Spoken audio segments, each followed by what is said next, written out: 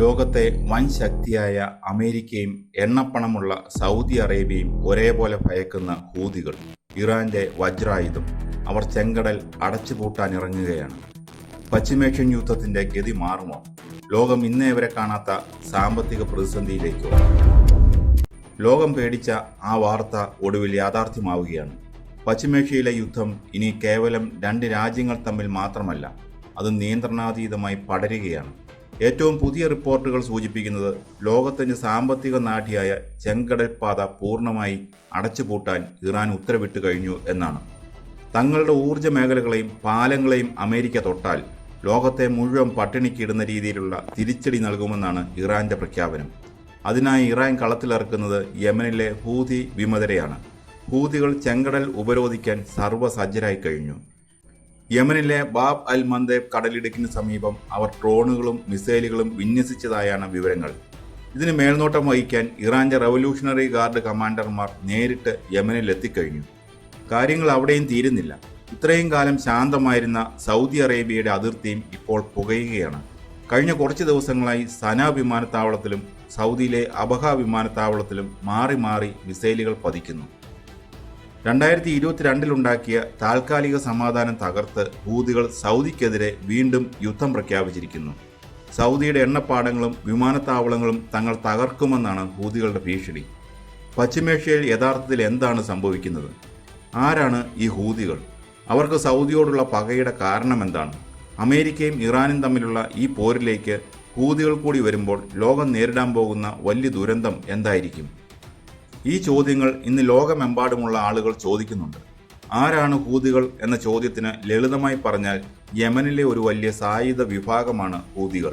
എന്നാൽ ഇവരുടെ സ്ഥാപകനായ ഹുസൈൻ ബദറുദ്ദീൻ അൽ ഹൂതിയുടെ പേരിൽ നിന്നാണ് ഇവർക്ക് ഹൂതികൾ എന്ന പേര് വരുന്നത്. യമനിലെ ജനസംഖ്യയിൽ വലിയൊരു വിഭാഗം വരുന്നത് ഷിയ മുസ്ലിങ്ങളിലെ സൈദി എന്ന വിഭാഗത്തിൽപ്പെട്ടവരാണ്.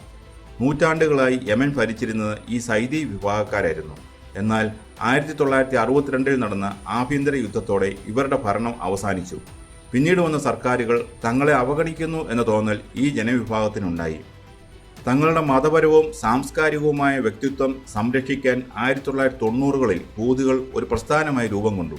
തുടക്കത്തിൽ ഇതൊരു സമാധാനപരമായ സംഘടനയായിരുന്നു. എന്നാൽ അന്നത്തെ യമൻ പ്രസിഡന്റായിരുന്ന അലി അബ്ദുള്ള സാലിഹിന്റെ അഴിമതി ഭരണത്തിനെതിരെയും അമേരിക്കയോടുള്ള അദ്ദേഹത്തിന്റെ കടുത്ത വിധേയത്വത്തിനെതിരെയും ഹൂതികൾ ആയുധമെടുത്തു.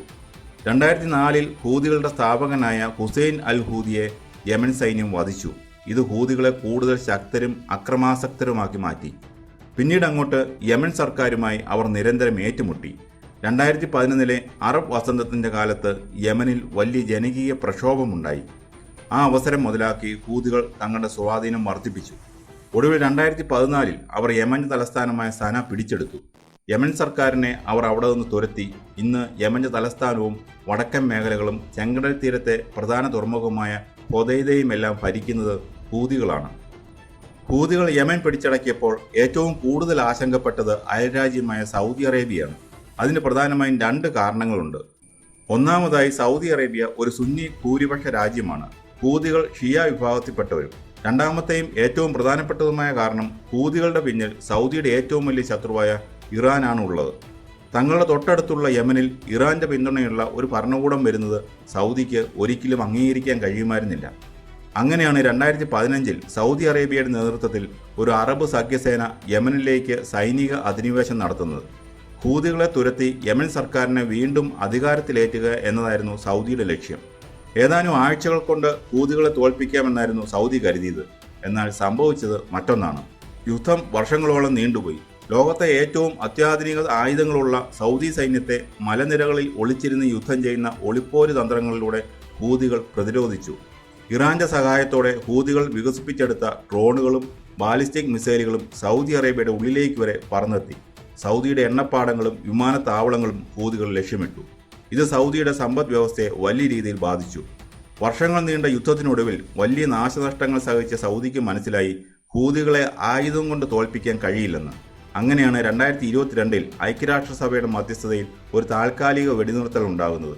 അതിനുശേഷം വലിയ ഏറ്റുമുട്ടലുകൾ ഇല്ലാതെ കാര്യങ്ങൾ മുന്നോട്ട് പോവുകയായിരുന്നു. എന്നാൽ ഇപ്പോൾ ഇറാൻ അമേരിക്ക യുദ്ധത്തിന്റെ പശ്ചാത്തലത്തിൽ ആ സമാധാനം തകർന്നിരിക്കുന്നു.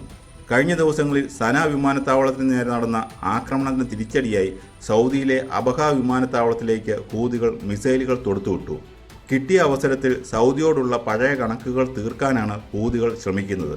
ഫലത്തിൽ ഈ പശ്ചിമേഷ്യൻ യുദ്ധത്തിലേക്ക് സൗദി അറേബ്യയും വലിച്ചിഴക്കപ്പെടുന്ന സാഹചര്യമാണ്. എന്തുകൊണ്ട് ചെങ്കടലിൽ ഉണ്ടാകുന്ന പ്രതിസന്ധി ലോകത്തെ മുഴുവൻ ബാധിക്കുന്നുവെന്ന് നോക്കാം. ഇതിൻ്റെ ഉത്തരം കിടക്കുന്നത് ചെങ്കടലിൻ്റെ ഭൂമിശാസ്ത്രപരമായ പ്രാധാന്യത്തിലാണ്. ലോക വ്യാപാരത്തിൻ്റെ ഏകദേശം 12% നടക്കുന്നത് ചെങ്കടൽ വഴിയാണ്. ഏഷ്യയിൽ നിന്നും യൂറോപ്പിലേക്കും തിരിച്ചുമുള്ള കപ്പലുകൾ സൂയസ് കനാൽ വഴി പോകണമെങ്കിൽ ചെങ്കടലിലൂടെ കടന്നു പോകണം. പ്രത്യേകിച്ച് ലോകത്തിനാവശ്യമായ എണ്ണയുടെയും പ്രകൃതിവാതകത്തിൻ്റെയും വലിയൊരു പങ്ക് പോകുന്നത് ഇതിലൂടെയാണ്. ഇറാൻ ഇതിനകം തന്നെ ഹോർമൂസ് കടലിടുക്ക് വഴി കപ്പലുകൾ പോകുന്നത് തടസ്സപ്പെടുത്തിയിട്ടുണ്ട്. ഇപ്പോൾ ഇറാന്റെ നിർദ്ദേശപ്രകാരം ഹൂതികൾ ചെങ്കടലിൻ്റെ പ്രവേശന കവാടമായ ബാബ് അൽ മന്ദബും അടയ്ക്കാൻ പോകുന്നു. ലോകത്തെ 2 പ്രധാനപ്പെട്ട കടൽപ്പാതകൾ ഒരേ സമയം അടയ്ക്കപ്പെടുക, ഇതിൻ്റെ ആഘാതം എത്രത്തോളം വലുതായിരിക്കുമെന്ന് ചിന്തിക്കാവുന്നതേയുള്ളൂ. ചെങ്കടൽ വഴി വരാൻ കഴിയാത്ത കപ്പലുകൾക്ക് ഇനി ആഫ്രിക്കൻ ഭൂഖണ്ഡം മുഴുവൻ ചുറ്റി, അതായത് കേപ്പ് ഓഫ് ഗുഡ് ഹോപ്പ് വഴി വേണം യൂറോപ്പിലെത്താൻ. ഇത് യാത്രാസമയം 10 മുതൽ 14 ദിവസം വരെ കൂട്ടും. ഇത് സംഭവിക്കുമ്പോൾ ഇൻഷുറൻസ് നിരക്കുകൾ കുതിച്ചുയരും. ലോകമെമ്പാടും ചരക്കുകൂലി വർദ്ധിക്കും. ഫലമെന്തായിരിക്കും? ഇന്ത്യ ഉൾപ്പെടെയുള്ള രാജ്യങ്ങളിൽ പെട്രോൾ, ഡീസൽ വിലയും നിത്യോപയോഗ സാധനങ്ങളുടെ വിലയും കുതിച്ചുയരും. ഒരു വലിയ ആഗോള പണപ്പെരുപ്പത്തിലേക്കാണ് ഇത് വഴി തുറക്കുന്നത്. അതുകൊണ്ടാണ് യമനിലെ ഒരു സായുധ സംഘത്തിൻ്റെ നീക്കം അമേരിക്കയും യൂറോപ്പിനെയും ഒരുപോലെ ഭയപ്പെടുത്തുന്നത്. അമേരിക്ക ഇറാന്റെ ഊർജ്ജ നിലയങ്ങൾ ആക്രമിക്കാൻ മുതിർന്നാൽ ഇറാൻ ഹൂതികളെ ഉപയോഗിച്ച് ചെങ്കടൽ പൂർണ്ണമായി ഉപരോധിക്കും. അങ്ങനെ വന്നാൽ അമേരിക്കൻ സഖ്യസേനയ്ക്ക് യമനിലെ ഹൂതി കേന്ദ്രങ്ങൾക്ക് നേരെ വലിയ തോതിലുള്ള വ്യോമാക്രമണം നടത്തേണ്ടി വരും. പക്ഷേ കഴിഞ്ഞ 10 വർഷത്തെ ചരിത്രം പരിശോധിച്ചാൽ നമുക്കൊരു കാര്യം മനസ്സിലാവും. ലോകത്തെ ഏറ്റവും വലിയ ആയുധ ശക്തികളിലൊന്നായ സൗദി അറേബ്യ നിരന്തരം ബോംബിട്ടിട്ടും തകരാത്ത കൂട്ടരാണ് ഹൂതികൾ. അവർക്ക് അത്യാധുനിക സൈനിക ക്യാമ്പുകളോ താവളങ്ങളോ ഇല്ല. മലനിരകളിലെ തുരങ്കങ്ങളിലും ഭൂഗർഭ അറകളിലുമാണ് അവരുടെ മിസൈൽ ശേഖരമുള്ളത്. അതുകൊണ്ട് തന്നെ വ്യോമാക്രമണം കൊണ്ട് മാത്രം ഹൂതികളെ തടയാൻ അമേരിക്കയ്ക്ക് കഴിയില്ല. ചെങ്കടലിൽ ഹൂതികളും ലെബനനിൽ ഹിസ്ബുള്ളയും ഒരേ സമയം ആക്രമണം ശക്തമാക്കുമ്പോൾ അമേരിക്കയുടെ മേലുള്ള സമ്മർദ്ദം ഇരട്ടിക്കും. ഒരു കാര്യം ഉറപ്പാണ്, പശ്ചിമേഷ്യയിലെ ഈ കളിയിൽ ഇറാൻ തങ്ങളുടെ ഏറ്റവും ശക്തമായ ആയുധം കരുതി വച്ചിരിക്കുന്നത് ചെങ്കടലിലാണ്. ആ കരു നീക്കാൻ ഹൂതികൾക്ക് നിർദ്ദേശം ലഭിച്ചു കഴിഞ്ഞു. വരും ദിവസങ്ങൾ ലോക സമ്പദ് വ്യവസ്ഥയ്ക്കും സമാധാനത്തിനും നിർണായകമാണ്. പശ്ചിമേഷ്യയിൽ നിന്ന് പുകയുന്ന ഈ തീ ലോകത്തെ മുഴുവൻ വിഴുങ്ങുമോ?